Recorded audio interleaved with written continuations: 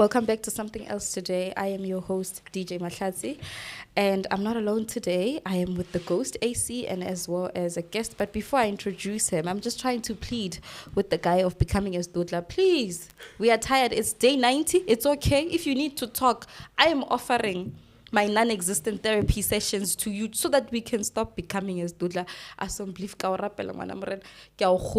But anyways, we are with our guest, Mashilo B. Hi. The best. How are you? Good, Mahlatse. How are you? I'm good. Thank you. Thanks for having me. Of course. Thank you for coming. Yeah, I've never done a podcast before, so it feels like I'm on a date. You know, when it's a new date, we're sitting in a restaurant and you don't know what to say. So, yeah, so bear with me. I hope you'll follow us as well. They understand. They're definitely going to understand. I also say a couple of things, you know, and AC would like to clarify some of the things for the followers. For the people who were with him on the previous 2 episodes, on the episode before the last one, about the EFF and Julius Malema, please. Yeah, man. I feel like my sentiments were not understood correctly, you know.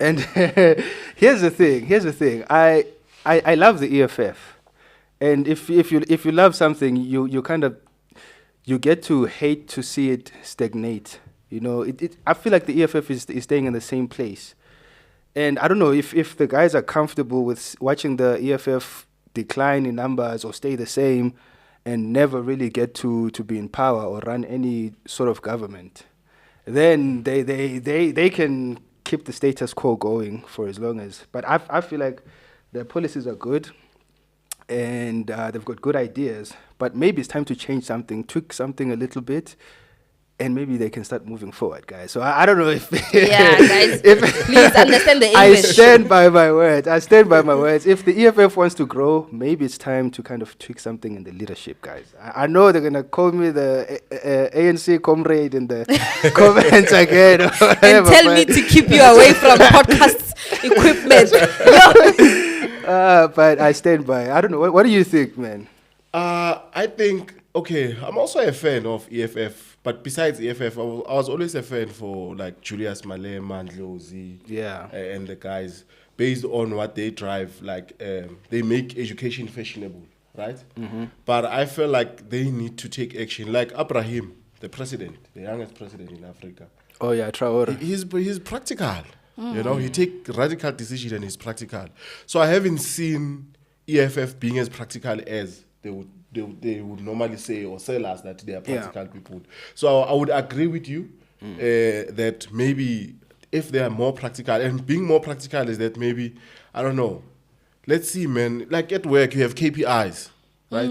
Meet your KPIs and tick them off. Yeah. Then we would say, EFF, no, we are moving. Yeah, there's no movement. That's the thing. Yeah. There's no movement. And in case our audience is actually wondering, KPI means key performance indicators. Oh, yes. So I just have to tell them just to be sure. You know, Nina, I like to make sure I deliver full information. And please, guys, hear our English. English is not our mother. And then now you misinterpreted what AC was saying. So please hear our English. We are pleading with you.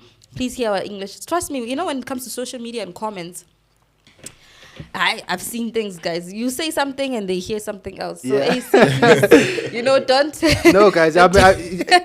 You know, every political party has got its own pros and cons, and you know, people can disagree, but I think we should be all able to agree that movement is a good thing, and an upward trajectory is a good thing for a political party. And if you really love the EFF, I feel like you want it to grow. Something needs to change. Okay. Yeah, I agree with you. Some things need to change. I still feel like some people are still voting for EFF based on habits. It's like a habit for them to vote for EFF. But it's the same with the ANC. Our parents still believe the ANC is the ANC that saved them from apartheid, you know? Yes. Yeah. And another thing, my view, it would be that I don't like this thing. Feel like I perform. I want to lay overall and then Abita, Louis Vuitton, and then overall. I feel like it's like you having a paradigm shift that now I'm on character. I'm radical for the people. Yeah. And then you knock off, you put it aside, then now we're rocking, now we are cool. You get what I'm saying? So I feel like Look at Abraham, that president. I'll always reference to him. He's on the ground. He's carrying a cloak. He's there. Whether we see him in a snippet about he's still the same. So I feel like kuba nama personality clashes. You understand? Kuba nama personality clashes. It's like someone who goes in a surgery and come back still as a surgeon and not come back as a husband or as a father. The personalities will clash somewhere. Yeah, so with EFF, I feel like that as my personal view. And guys, while we are addressing more politics, actually, we have another situation where this is from the Action SA website. They're saying, following today's statement by South Africa Human Rights Commission, SAHRC, Action SA reaffirms our firm rejection of the continued abuse of South Africa's public healthcare system by illegal foreign nationals. So there's been a video circulating around with... I'm not sure if it's Hillbrow, but I believe it's the Hillbrow Hospital or Hillbrow Clinic, I think it was, where people... Rosettenville or something to that effect, yeah. Okay, could have been that. But in one of the hospitals in Johannesburg, they were turning away illegal foreign nationals from using our medical, healthcare system. Yeah. And also it says through the misapplication of Section 27 of the Constitution, access to healthcare has been inappropriately extended in a manner that places immense pressure on already overburdened system. In May, Action SA submitted a suite of proposed constitutional amendments aimed at overhauling key provisions that have been weaponized to exacerbate South Africa. Exacerbate. I don't know who write these political articles. Like every time I read a political article, I realize I don't know English. And then exacerbate South Africa's illegal immigration crisis. Action SA's proposal are rooted in our belief that while the noble intentions of our constitution must be preserved, its interpretation must not compromise the rights of law-abiding South African citizens. And also, another part is that it's unconsciously that a public clinic in Johannesburg can report that over 70% of its patient records belong to foreign nationals. So we have that situation. So this is an article from Action SA. I did not read all of it. So if you're looking for the article, it's an Action SA, because the person who was writing this actually went and saw some words from the dictionary that I don't want to try and pronounce anymore. So yeah, guys, let's talk about that. So for me, that's tricky. In fact, it's not even tricky. Like, we just need to go back where this whole thing started, especially...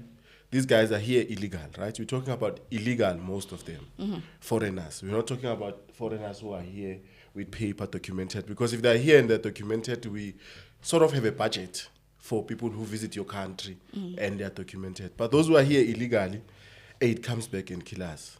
So I would say, from my side, I think it's okay, man. Let them be denied the access. Let them go back home. And then bazodla khona angeke kuze kwami mfethu sibanga ukudla abantwana bami abakadli and eseni 50 la negroza mesibudgetele for abantu abayi10 vele sizo struggle. I understand. Yeah, we're gonna have problems. I don't know, because maybe I'm an empath, I do feel like maybe they shouldn't turn them away, because how would you feel if another South African in another country is being turned away because of, being denied access to healthcare?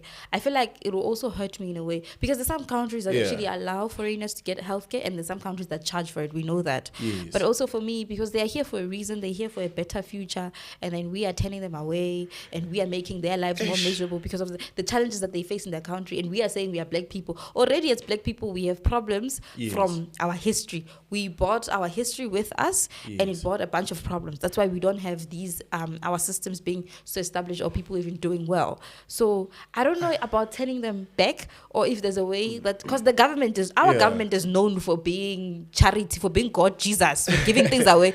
So I don't think now, out of the blue, when these people have been using this clinic for 100 and man years of them being here, and then now all of a sudden you want to change it. Sorry, yes, Mahlatse, for me now, it's like what we were talking about on the EFF. We need to be practical and be on the ground and take decisive decisions, right? So it can never be correct that you are here illegal and then suddenly you are benefiting. So at some point where, I think it's Simon Sinek, if I'm not mistaken, who said, don't bring emotions in a factual conversation. Don't bring facts in an emotional conversation. So the conversation that we are having now, it's factual. It's not about empathy. It's facts. South Africans get there, but denied. Or but no, we can't assist you. But it's occupied by foreigners. So factually, ours must die so that they can. No. I see Valen Lapo. Lababala illegal. But if we're being practical, if we're being practical, right? What they can do is the same way BEE is doing. Is it BEE? Yeah. Black Economic Empowerment, right? Yeah. Is that what they do is that they're saying we're giving priority to black people, but we also then the second priority to other races so that they can actually, prosper in life, right? Yeah. Economically. So why don't they do the same where we're saying, okay, fine. We can't turn you away because after you die and you die on the streets, whose problem is it to get you off the street? It's still the South African government problem. You have to remove them. It's not like someone's going to come and burn them, whatever. No, they need to be removed, taken to a mortuary. That's resources. The forensic pathologist must come there. The police must come there. Maybe an ambulance must come there. And then all these reports must be written and this body must be transported, which I believe would be more expensive than if that person got in and they got an injection that they were looking for or they got medication that they were needing. So I would say, okay, fine. They can have access to the healthcare. But they shouldn't be first priority, but they have access to it. So, for example, if and they should know that they should be informed that we're not being rude about it. We just say if another person who's sicker than you and who's in SA, right, and they need help, we just have to treat you from the bench because unless you don't want to be treated at all. Because now we are being inhuman and we have this thing of Rainbow Nation. We are welcoming the people in South Africa. We are inclusive. But then when someone needs healthcare, we're saying, we don't have budget for you. For me, it comes back to the leaders then. Because now we have the situation. Your father made people to come in the house, and ideally the plan was which in Zoba 20, now in 100.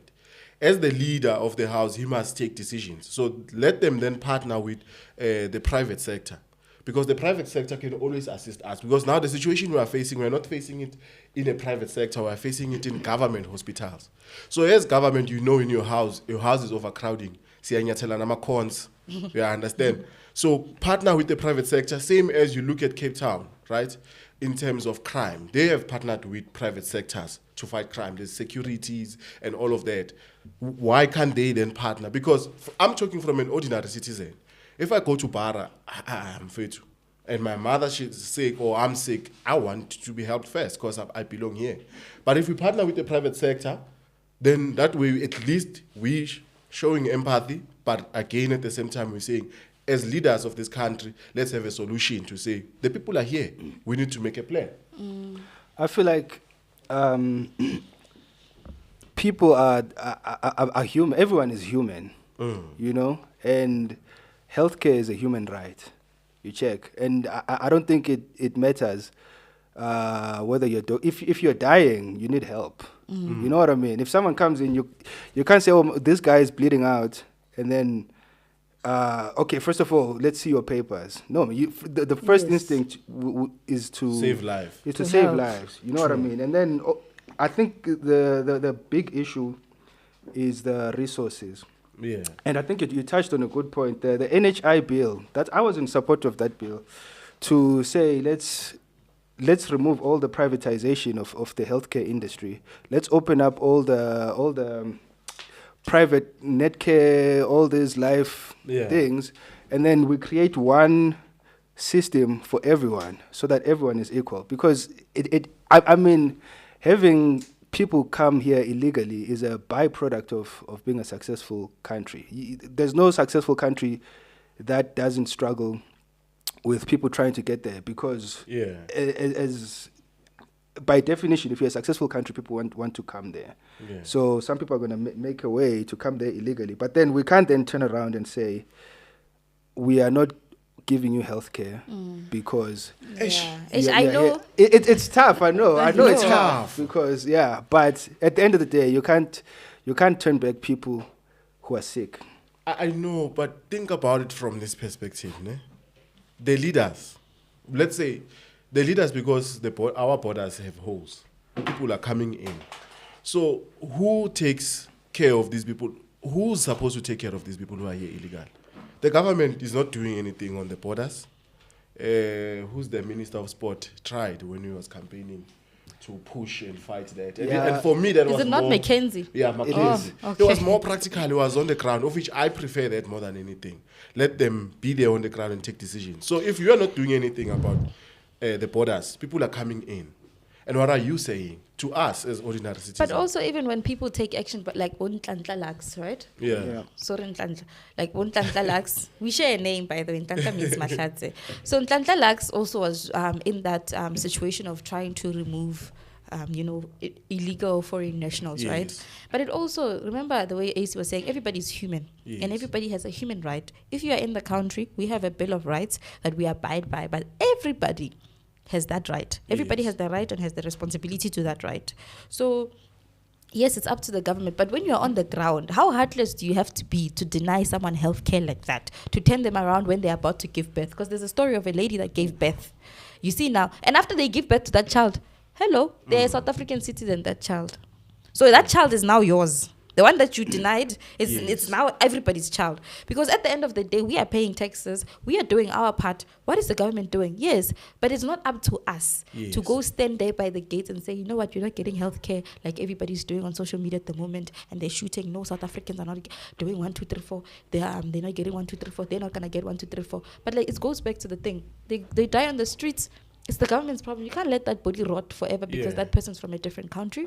So I think because we have a successful country, like AC said, Yes. it makes it very hard to solve these problems. And the only way to solve the problems is to solve the problems as they come. And you can't, as a doctor, when I come in and say, can I have your ID number? And you see, Hori, I'm dying. My water already broke. You want my ID number or you want the baby to die? Like, just make a decision already, you know? But Mahlatse, think about it. How about we say then the system has failed us? 100%. Let's go back, fix the system. Because remember, a person who's on the ground doesn't think about anything else. He says, I'm from this country. It's like in communities where people fight, where if there's a small job or contract, they say, why would you hire someone from another kasi while I'm from this kasi? You understand? Yeah. So so for some reason we feel like as the government must take care of us. So if your system is failing, change the system. That's going to take a couple of decades because even now we're still feeling the effects of the apartheid government, whether we like it or not. So that's going to actually take time. And talking about systems failing us, let's go into the labor law systems where apparently there's a cashier who works at a Shell garage who got fired because she bought a second-hand car. She stayed for a couple of months. Wait, and what? the manager... She got a Honda, yeah. It was a Honda. Yes, a Honda. Yeah. Wait, I don't know about this story. Wait, she I'm got fired explaining because she bought a car. She bought a car and her manager was asking for asking for her bank statements. She wanted to see what's happening in her life. How can she afford such a thing? And people were saying, so you pay the person so little so that they don't succeed, because apparently it's a manager of a different race. I'm not gonna do that, but it's a manager of a different race. Facts are facts. Yeah, I just report on the facts. Hey, what's happening? So guys, what are your thoughts on that? So So the manager was like, how can you afford a car? How can you afford a car with the salary that I That's get? none of her business, though. What if she's got side businesses? For him to be emailed bank statements. For me, I think first things first is an abuse of power, because everything it's a legislation. We are guided by laws and the constitution. And there's Popia now, right? Yeah. Yes. Yeah. So there's no way that I remember I once hired an intern. For his first day, he came with a BMW. That time I drive a Datsun Go. You get what I'm saying? I'm not. I understand. So you can't be intimidated by such things, because now that guy drives a BMW. Now I must question him. Why did you take the intern job? Because it looks like you're only gonna use the salary for petrol. You know what I'm saying?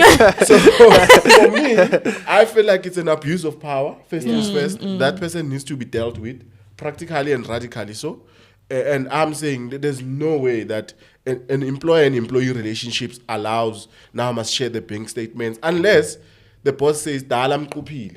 Yeah. I always wanted to fire you. I just needed an so- excuse. Or I always wanted to teach you a lesson. I just needed something. So then officially, so what was the reason that she gave to say I'm firing her because so this is the article I'm reading, bullet points from News 24. Mm-hmm. So it says a Maitland petrol station cashier was told to resign or work as a petrol attendant after her boss questioned how she could afford a car on her salary.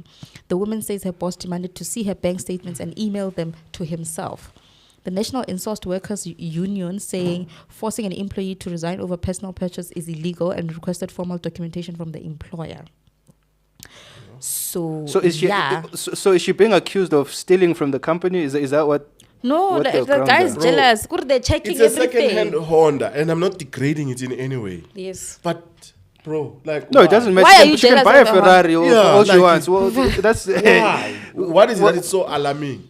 But again, I think more than anything, this thing it's that one thing that tipped the scale, but it has been happening. It has been like a compound interest, right? Yeah. We work in environments where bosses always show us signs that one day the scale will tip, right? Yeah. And we keep quiet about these things. In a work environment, most Yes, people because- suffer in silence. At least these days, there's TikTok, they go and vent. This is what I was about to say. Yeah. That I would recommend everybody to Yeah. actually have some form of social media following. Yes. So if you don't want to sort this out at work, it's fine. We'll sort it there. LinkedIn, we'll sort it there on TikTok together with everyone else. Those are the This is streets. what I do at Yeah. work. When I'm like, On the you don't want to sort this out here. street. Because it makes people fear Yes. you a bit. Whether Yes. it's your boss or whoever, I feel like it makes people respect you a little bit to know, Yes. that, hey, if I start with this one will bring down the share price of the company. Yeah. Because people like drama. And bad news travels fast. House was telling me that bad news travels fast. So did you see how long it took for us to find out about the Cashier and the Honda? Yo. So, and imagine how many other pressing problems we actually have. And then Yes. we are actually finding out about this kind of thing. So it's just this person's just being a petty employer. I think they're Yes. just being a petty, jealous employer. And the fact that they are paying you a certain salary just to keep you in poverty is alarming. It's alarming. You should be ashamed of Also, yourself. does the manager not have a car? It doesn't matter. It's Is not that- that you is can that- walk to like- work. Walk. I still don't get it. I'm also like, We what are is there this to work, manager? and I'm sure Shell Garage is not even part of his family's assets. Oh. It's not your family's company.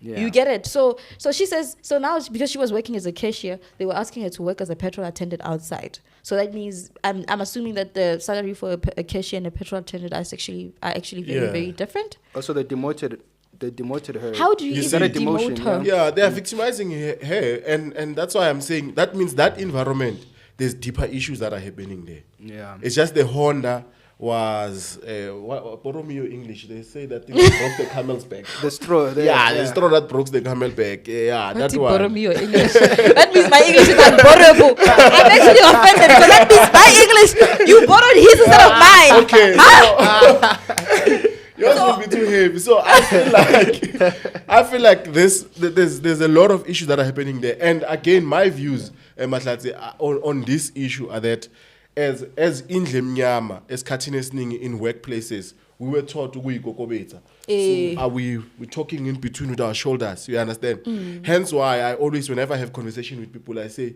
develop yourself, you understand? Have that confidence. Because there's a lady, I think she was sharing a story on TikTok. She said they tried to bully her at work, and she told them that not even my parents talk to me the way you talk to me. But that thing, it comes from how you raised, where you come from. At Because some point some you need issues to you don't say even it. allow them to even, get to this point. But also, with that thing at work where people talk, at some point you need to put people in their place. Yeah. Because people, what I've noticed is I'm talkative on camera, I'm talkative with people, but I'm not talkative with everybody. Yeah. So what I've noticed in workplaces is that people assume because I have a soft voice, Yes. I do not have leadership in me. That means I don't have the capacity to actually command a room or anything along the lines. So they actually, if you see it, even in other structures and other work Yes. environments, they would promote the work bully more Yes. because they can enforce things, scare Yeah. people, and get things done. But for Yes. someone who's soft spoken, who are you kokobetsa pila, Yes. who actually takes people's emotions into account, you're not likely to get promoted because they feel like you're not going to get the job done. And I'm here to tell you, it's not a weakness to have a soft voice. It's not a weakness with kokobetsa. It's actually a very good superpower. That rude person is causing people mental issues. People are jumping off floors in buildings where they work. Are you going to be proud of having you put that leader there? And then they actually pushed someone to the edge. People are dying at work. A couple of months ago, there was a guy who asked for leave at work, and he was denied, and he died at the workplace. Imagine. So, Really? Yes, and he works in the healthcare system. So you can imagine already the healthcare system has problems. Yes. So it's just those things, and also, I don't think we can change it. It's just there. I think we can. From training and development, when you look at the trends in that space, diversity and inclusion is one of the most courses that companies sign up for. Yeah. Because people come with different values.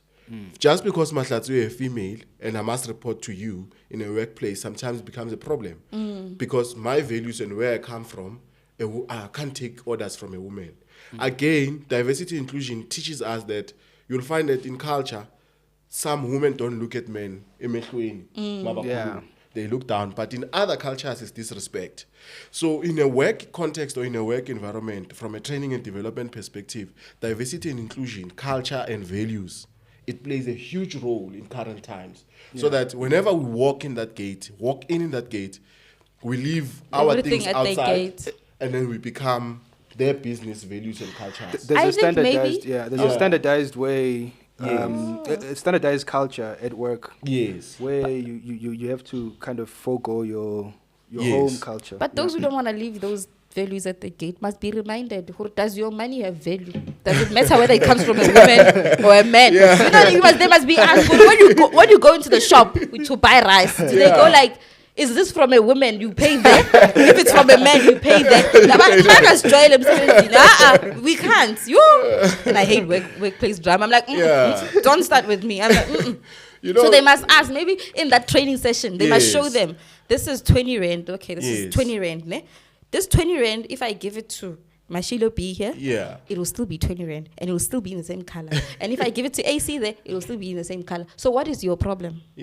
So that they understand money does not, when it comes into the bank, it does not ask you in your account, does this come from a female leader, female-owned company or what? It just comes in. So you are there for money. Focus. If your values are all over the place, just focus on the price, which is money. And unfortunately, it does have a face of a man, but it's still money.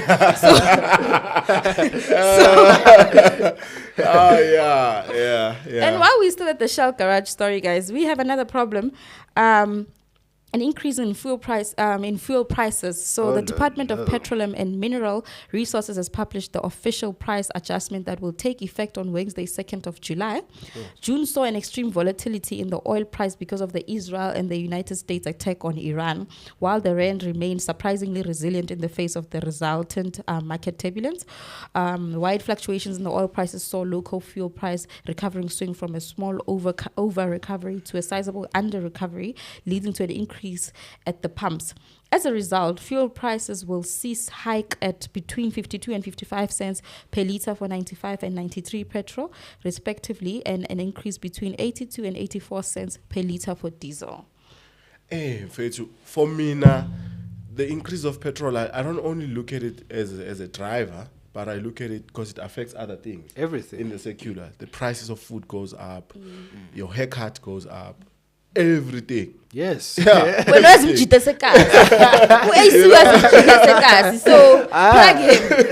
Plug me, bro. The prices just went up. That means what yesterday's price is not today's price. Yeah. So everything changes. So for me, I feel for the ordinary of the ordinary people because the petrol went up, Texas, the price is gonna go up. Yeah. And my yearly petrol, it takes a year.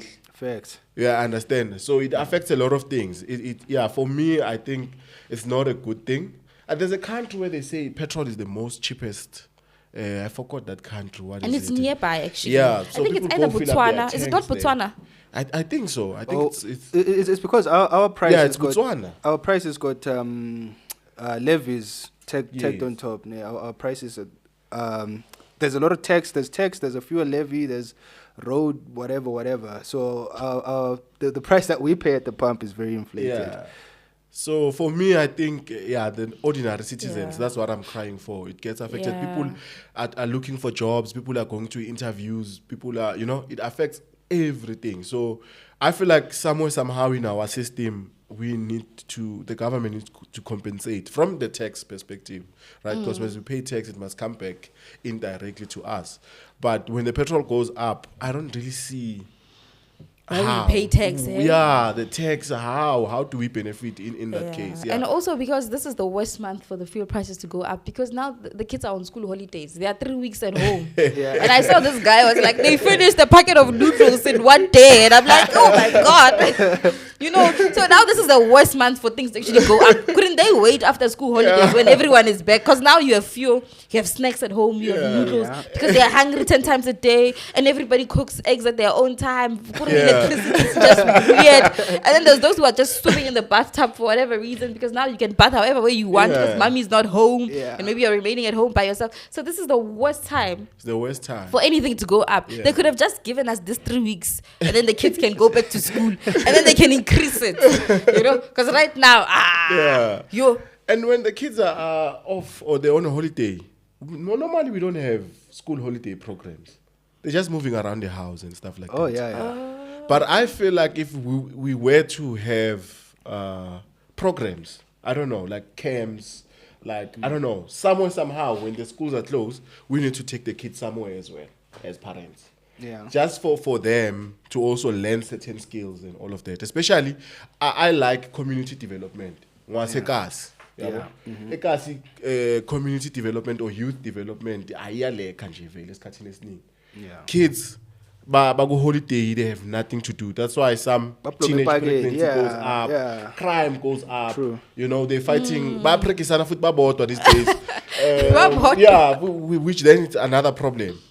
So I feel like, again, on our system, we really need a program where when schools are closed, yes, school is closed, but can the kids go learn how to play an instrument? Boy Scouts, sports. And again, in these private companies as well, let them partner with the government. For instance, when schools are closed, let the kids come spend some time there. If I'm a barber, let them come learn a certain skill. Let them come to studio. Let them come to a manufacturing space or a mining space. Somewhere, somehow, we need to keep them busy. Because if they are not busy, they are a problem. And the effects, we're not going to see them now. Like I said again, it's still a compound effect. It's not going to be the thing that tips the scale now. But 2, 3 years, 4 years later, we'll start to see the result. We should have had a program for them. Yeah, so that they definitely don't finish people's noodles. Yeah. Oros. I saw someone putting the Oros on top of the dish. When you have Coke, you remove the label and you put a ribbon around it and you say Siwasho. Because these kids are literally driving this guy I saw on the internet crazy. He wanted to cry on the video. I was like, dude, you send them home to the grandparents. What are you doing? Now with Oros, you have to buy the 5-liter one so they can't lift it up. You can put it all the way up there. They're going to make it very sweet. I think that's why it runs out. Because they want to make it very sweet. They don't know in a couple of years you'll be staying off sugar. The way life just turns around. Like at some point when you grow up, you like sugar. And then as you grow up, you realize that to be fit and stay in shape and everything, you must reduce your sugar. So those habits are going to accumulate. I think parents as well. I'm not a parent as yet. So I wouldn't really speak so your much noodles on are parenting. still there. So my noodles are safe. No, but I have nephews and nieces, like even now.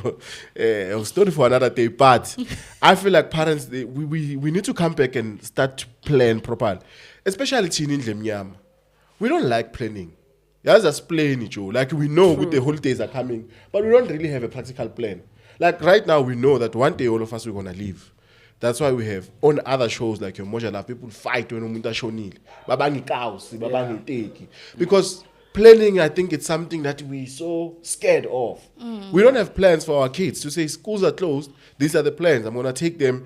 We rather send them to an aunt or to a gogo without a plan as well. Remember, figure out they also have nothing to do. But remember, we can't plan because half of literally the past 30 years, right? Because we didn't have the freedom that we had. We didn't have the ability to plan for anything. We were given houses and places where no one wanted to live. You know, we were given jobs and education. Our parents, yes, our parents did not have the access to education systems. So it's up to us to plan, and we need to plan. True. For our kids and plan for them too. Yeah. It's an unfortunate reality that we have that's going to take generations to actually get rid of. Yeah. Because right now we still have someone who goes to varsity. I actually went to varsity and I was sending money at home. Yeah. And you know, other kids whose parents were lucky enough to have their plan, you know, they were eating their money nice and simple. But we were splitting it because it was the reality that was there. Yeah. And then you find there's teenage pregnancy going all over around the place, right? And then now it's not now it's 3 generations that are suffering. Yeah. It's the mother, me, and the child. You get it. It's 3. I have to give an example. Yeah. So it's that kind of thing. Because now the teenage pregnancy, that could be a lot of reasoning, but it still affects everybody. So even if we wanted to plan, I think most black South Africans still don't have the luxury to plan. Because even if you can plan, how are you gonna stay through the plan when you're trying to apply for a job and then you buy a car and your boss is like, "Wahlai, show me your bank statement." Show me your bank statement. How are you gonna plan? But that boss, And also, when we talk about planning here, to show how bad youth unemployment is, we still cover it in a lot of our episodes, piece by piece. We're covering it, even when we don't mean to cover it. There's an article here that says over 60,000 applications received on SAPS e-recruitment site. And this is, they're looking for 5,500 people, and they got 67,000 applications, which almost crushed their site. That's how much youth unemployment is so bad. And worst part, I feel like it's the opportunities to create jobs are there. Because our policing system is not that great. Right? Our clinics and healthcare are not that great. They can't train and upskill those youth so that they can work in there. So it goes back to the government. We blame you, sorry. But we blame you. Because now, and in the more people are unemployed, our taxes go up. So we stay in middle class. True. We don't advance to anywhere. So that Mercedes-Benz that you see people driving, it's not yours, it's for other people. Where you're not counted, because SARS every time your money goes up, they want 40% of your salary. It goes up, they want 35%. You know, they take all those things. So it's these kind of situations that make it very hard for people to plan. Yes, you don't have a child, and I'm not judging you. Yes. And I'm working in the background. Putting the hours in. You know, I'm working in the background. So you see now, with proper planning. Yes. Yes, please. But you see, when you don't have a child, you have the luxury to actually plan for the child. But if the child came unexpectedly and you were still at your hustling or varsity days, you would not have a plan, and you'd still be scrambling until the plan comes. But Mahlatse, does a child ever come unexpectedly? Of course. When you have sex You think without a condom, you know what happened. You know, the good thing about a condom is that it's 99% effective. It's not 100. Same with birth controls. And then what about rape cases? How effective are they?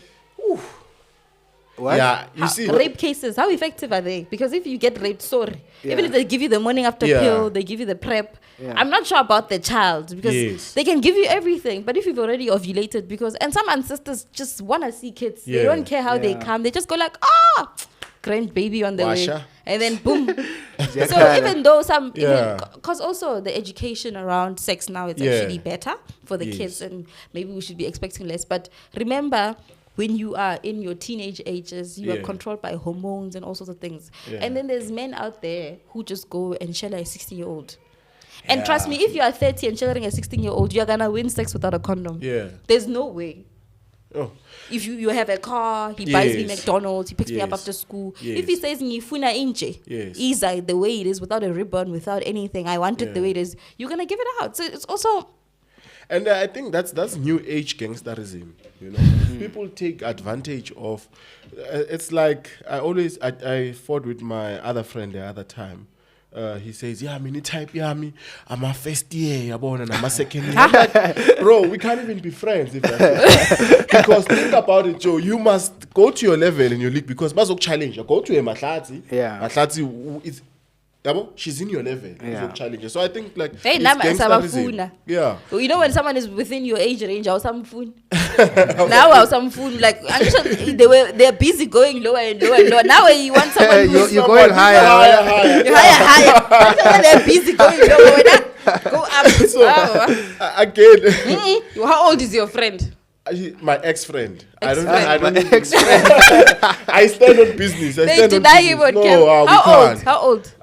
We're 92, so I think he's my age. Yeah, Nah, 92. no, but- Yeah, no, we can't. We're taking That's advantage. weird behavior. Yeah. From a 92. You know.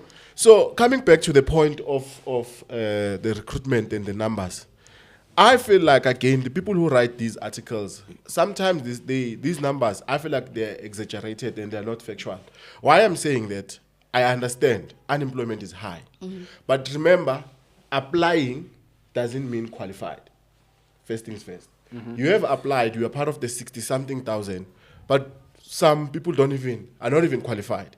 Secondly, you applying doesn't simply mean unemployed. I have a habit of going on LinkedIn and applying even though I'm fine. I'm working, I have You've got a business and job, stuff. But I'm applying. But I'll count on that stat as well. You see? So I feel like some of these numbers, they need to be brought back down to say how many of the people who applied are qualified for our job spec of our requirements. How many of these people who applied are actually employed but are looking for a better opportunity or they're looking for a change in career. Yeah. Then we can speak on factual numbers. Because the system, anyway, it crashes down. If there's a job ad, you will see bathi esasol bayaqasha. Mfethu iline if bathi drop the CV ngesandla, people come in taxis and numbers. You get what I'm saying? Yeah. So I feel like some of these numbers, they just need to do a breakdown for us, especially me, and I'm more interested in the breakdown numbers to say, okay, 67 applied, how many qualify for the actual position? Because I've applied for a CEO job while I don't even have a master's degree. But then if it's a CEO job, it will not have 67,000 applications. Remember that? Because this job is for basic police learning development program. What are the requirements? They're not listed here. But if it's basic police, that means I feel like everybody should actually have like some form of opportunity. Yeah, but the thing, unfortunately, that's the sad reality that we live in. Not everybody will get the opportunity because think about it. Like I said, we need to be in a position where our government is more practical and partner with the private sector to create more job, especially like NYDA. NYDA is pushing, even though they might not showcase some of their numbers, but they're doing well in placing young people in jobs and partnering with private sectors because the unemployment is huge and it's bad. It's really bad. You know. But also, AC, please give us our sports update. Oh, yeah. I wanted to touch on the sad news about the death of Diogo Jota and Andres. I think is Andres Silva Jota, his brother. So they passed away in a car accident. It was really sad. I think. Yeah. That's a sad note. But we can. And how old were they? Jota was 28. I think the younger brother was like 26. Oof. Yeah. So to our sports audience, because they like sports updates from AC, so we always try to give them the sports update. But anyway, guys, it's tough, man. It's tough. Our time is actually up. So yeah, it's Are we done? tough. I was enjoying the conversation. I was ready. I was about to quote James Clear. I was about to quote someone somewhere. Sound smart. You're quoting, guys. Hey, but the producer Hauser is here with the 5 in the air. Like, hey, wrap it up. You know him with the 5. And if you don't follow the 5, he brings another. Like he brings It's like. Anyways, guys, thank you so much, Mashilo B, for joining us. Man, this was thank you for joining us on the Set Podcast show. And guys, to our audience, please continue following us. Our page on TikTok is actually back to the number it was before it got banned. So we are very, very grateful. We are so grateful for that. Thank you so much. Keep following us and we will see you next time. Yeah, ne? Okay.